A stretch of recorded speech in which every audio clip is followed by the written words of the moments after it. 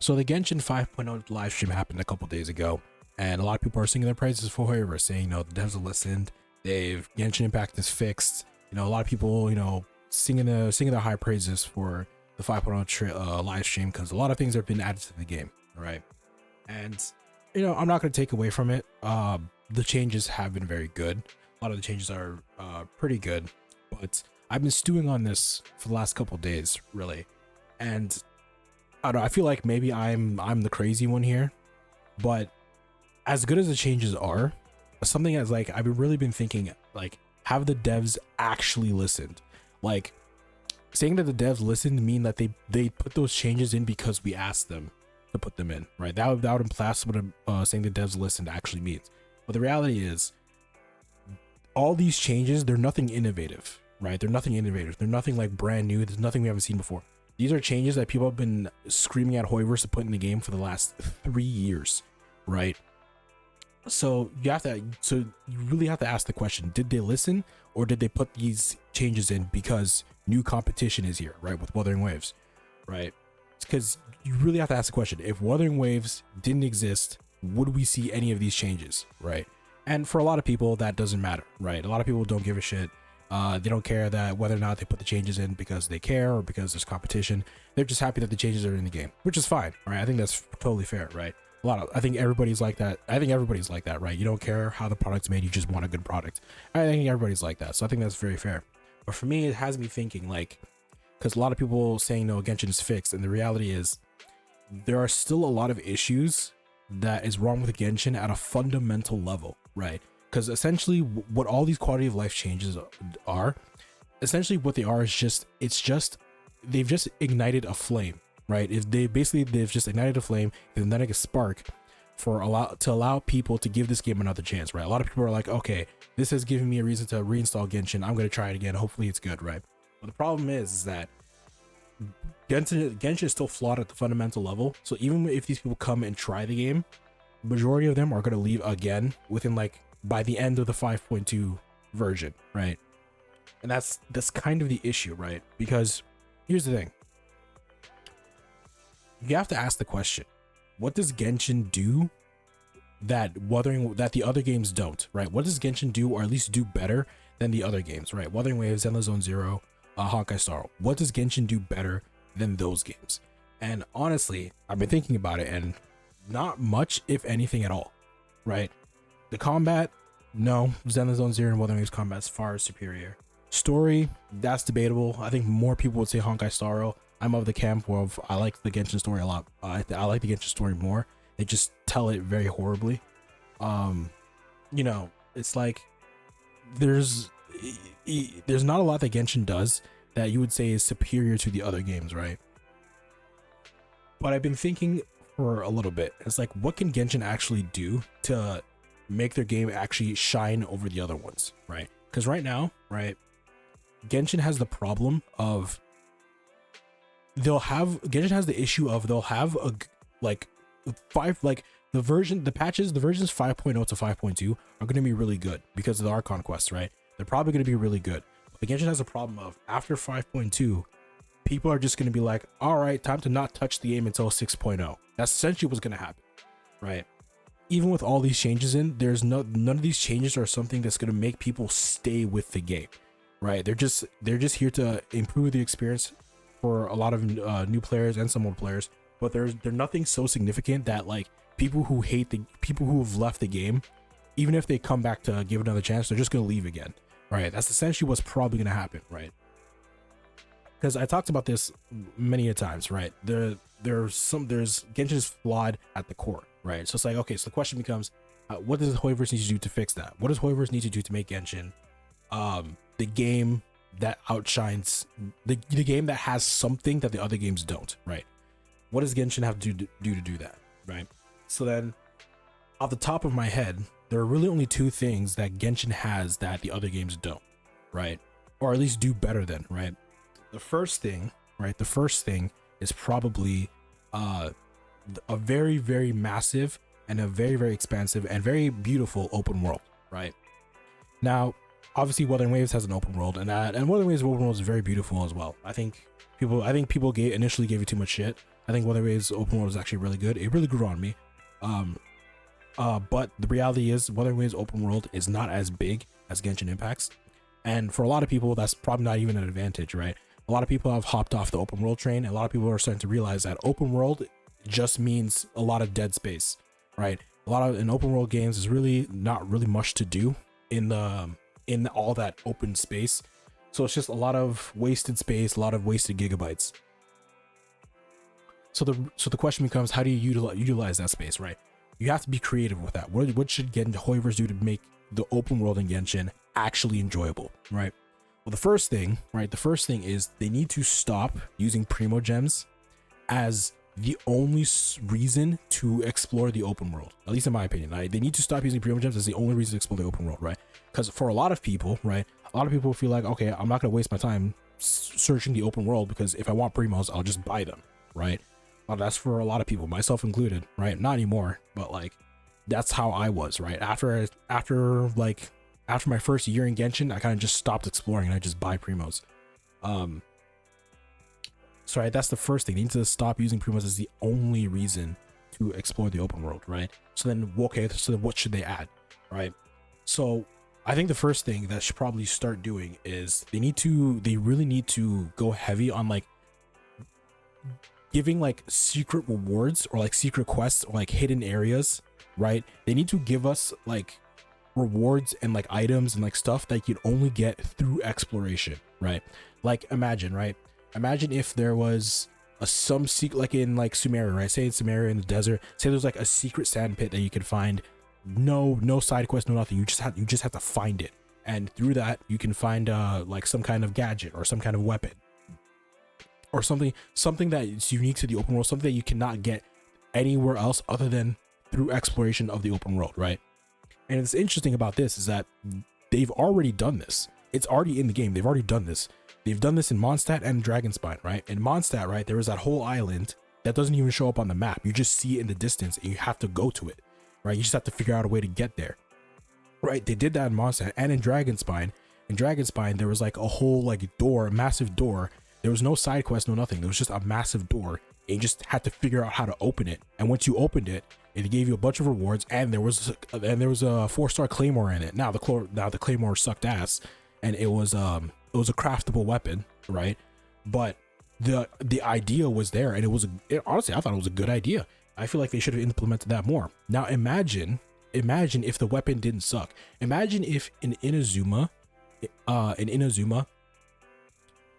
you had to explore Inazuma. You had to like find secret, maybe a secret island, secret door, secret something. You have to explore Inazuma, find some secrets, and through that exploration, you got the catch. You didn't have to fish for it. You just got the catch, right? And then through fishing, you can get the refinements. But let's just say the catch, the weapon, you just found it through exploration, right? Now imagine if that happened. That would have made exploring Inazuma that much more interesting, right? And it's just that concept, that idea of giving rewards through exploration and can only be found through exploration will entice people to explore your open world, right? Like imagine if in every region of Genshin Impact, you could, through exploration, you could find some kind of pet, right? Like in Mondstadt, you could find like a small Dvalin.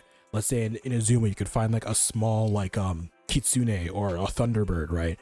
Let's say in Sumeria, you could find some like one of those small fucking mushrooms or fungi as a small pet. You know, I'm just spitballing, but something like that would entice people to explore your open world without having to give them currency, with the premium currency, right? Because y'all know how greedy Hoyoverse is. But that's just like an idea, right?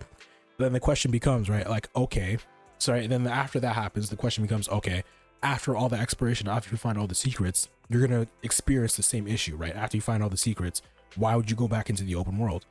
So then the matter becomes, okay, how do you keep them in the open world, right? And just a simple idea could be turn Genshin into Minecraft. Give us a gadget that allows you to build in the open world. That could be a very interesting idea. Like people just having the freedom to build whatever they want in Genshin Impact. I can already see all the massive dicks that are going to appear in people's worlds through that gadget, right? Like if you had the gadget to build whatever you wanted in Genshin Impact, like that would that would honestly be very interesting. People could get creative. Plus, right now, all the people who have like a bunch of that mining ore that's sitting in their inventory, now they have a reason to use it and go out and explore to mine some more, right? To use that as the building equipment, right? These are all just me spitballing, but I feel like those could be interesting ideas of how they can make exploration Genshin very interesting, how to utilize the open world as much as they can, right?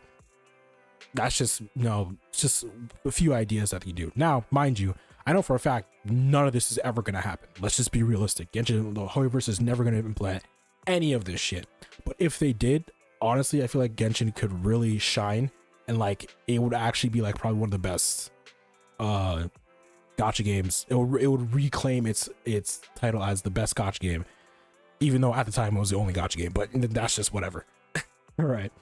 Right, so that's really the first thing I feel like they could do to make it better, right? The second thing that they could do, or the second thing that Genshin, I feel like Genshin has over the other games, is an already established lore of the world and an already established and invested story, right? Genshin's been out for 4 years now at this point. People who have been playing this game even for the last like year plus, right? They've already heavily invested in a lot of the characters. They have a wide cast of characters. They have a wide range of people. The story is very well, honestly, I don't even know how far into the story we are. I think we're still introducing everybody. For all we know, we're at like 5% into the story. But the point is that a lot of people are already very heavily invested in the story because we're 4 years in, right? Now, this is where things get a little interesting, because I've talked about this before, right? Hoyoverse has stated on record that they do not care about endgame, right? At least that's what they said, and then they came out with the Imaginarium Theater, which, by the way, sucks ass. The Imaginarium Theater is just worse Spiral Abyss in my opinion, but that's neither here nor there, right? They said that they want to focus, they're going to abandon endgame, not focus on endgame, and use the resources that they would use for endgame for the story, right? That's what they said on record. Now, for argument's sake, I know they released Imaginarium Theater. For argument's sake, let's just assume that is still the case. Let's assume that they're still not going to use any resources for endgame. Let's be real, they probably weren't going to do it anyways. But let's just assume, for argument's sake, that they're not going to use any resources for endgame, right? So that means all the resources is going to be used for exploration and the story, right? Because they completely neglected one of the very important parts of having a good live service game, which is replayable content. But once again, that's neither here nor there. They're focusing on the story and exploration. I already talked about exploration, so let's focus on the story. So if they're using those resources to focus on the story, that means that there is no reason, especially for a company as big as Hoyoverse, they have unlimited money, unlimited resources. That means there is no reason, there is no excuse why we can't get a main story quest update every single patch, right? It boggles my mind how last year after 4.2 we went on a fucking Hunter x Hunter fucking 6-month hiatus only to get a half an hour Dainsleif quest right after that in like 4.7, maybe 4.6. And like the thing was, the Dainsleif quest was actually like, I thought it was good. It gave a lot of information and answered some questions, made us think about some new questions. Like Dainsleif quest was good. It was concise. It wasn't that long. I thought it was good, but was it good enough to wait 6 months for? No fucking wasn't. So it's like, imagine if right after 4.2, after the whole thing with Farina and how we saved Fontaine from drowning and all that crap, imagine after that, in 4.3, we had the Dainsleif quest on top of the whole, Disney Mickey Mouse, My Friends Are My Power event. I don't even remember what it was. I know I had Farina in it, but imagine we had the Dainsleif quest on top of all that, right? That would have been a banger patch, right? Like the thing is, like, this is what I mean by, this is what I meant how there's still a major flaw, right? Because the thing is, with these quality of life changes, all Hoyoverse has done is they've put a band-aid on a prolapsed asshole. That's all they've done. The prolapsed asshole is still there. All they've done is just put a band-aid on it. We need to shove the prolapsed asshole back into the fucking asshole to fix the problem, right? But Hoyoverse refuses to do that. There should not be a reason why we have to go 6 months with no story update, with no explanation of like, oh, where's my sibling? what's happening with Daisy Leaf, what's going on in Natlan after we deal with the whole Fatui bullshit. Like, we can't go 6 months without that, because I promise you, if they do that again, it's going to, the same thing is going to happen again. 5.4, 5.5, they're going to be horribly dead patches with nothing to do, and people are going to bitch and complain again. These quality of life, like, these quality of life changes are good, but they're only a band-aid. They don't fix the problem that Genshin Impact has, and I promise you, in 5.4, 5.5, the same thing is going to happen. If they at the very least, I'm not expecting any of the stuff I said about the exploration. I just spitballing and like thinking about and giving you ideas of how they could actually like make the game a lot more interesting. But it's Hoyoverse. I know they're not going to do anything like that. That would actually make their developers have to develop. But that's like, I know they're not going to do any of that. But for the story, I feel like the story is very feasible. It's not unrealistic, and it's not too greedy, because they're not focusing on the end game anyways.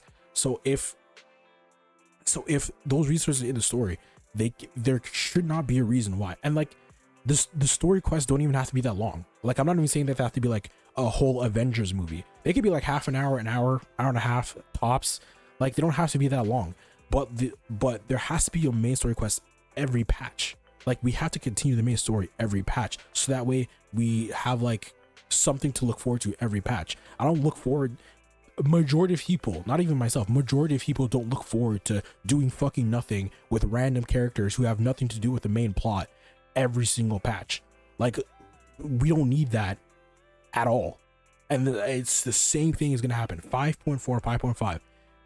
It's going to be the same goddamn thing. There's people are going to be bitching about dead patch. People are going to be bitching about horrible characters. People are going to be bitching about 4 years for 4 fates. It's going to happen again unless at the very least, there needs to be a main story quest update every single patch. I feel like that's not too greedy, but I don't know. Maybe I'm too picky. Maybe I'm a Debbie Downer. I don't know, but that's just what I've been thinking about for a lot of the, like, it's just what I've been spitting in my head for ever since the 5.0 patch came out, right? Because these changes are good, but the question is, are they actually enough? That's the question. Like, I don't want to sound like, oh, I'm being too greedy, but it's a genuine question. Is this enough for people to stay in Genshin? It's enough to make people come back and try it again, but is it enough for people to stay and be like, and actually enjoy the game long term? And honestly, I think the answer is no. I feel like after 5.2 to 5.2 is going to be fantastic, so long as the Art Conquest doesn't suck. 5.0 to 5.2 is going to be fantastic. 5.3, that's when we're going to start seeing the chips fall. And honestly, I can predict it happening again. And well, no, we'll see. Hopefully the versions aren't as bad as like fucking 4.5. But that's just what I think might happen. But who knows? Maybe I'm wrong. Maybe they'll make the patches more interesting. Who knows? But I'd love to see what other people think on this. Maybe I'm just a crazy one, but that's just generally how I think. But let me know how you feel. That's just my opinion. Let me know how you feel.